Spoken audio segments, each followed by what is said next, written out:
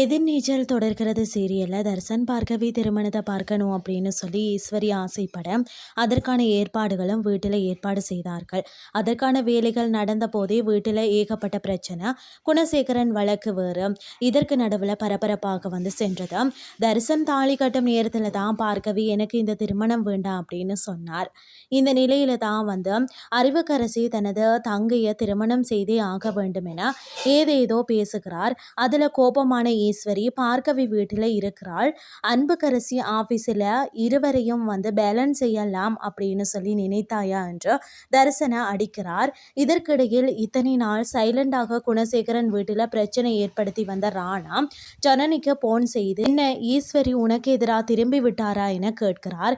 உடனே ஜனனி இத்தனை நாள் மதிவதனி கார் வீடு என எல்லா இடத்திலையும் கேமரா வச்சது நீதானா என கோவப்படுகிறார்.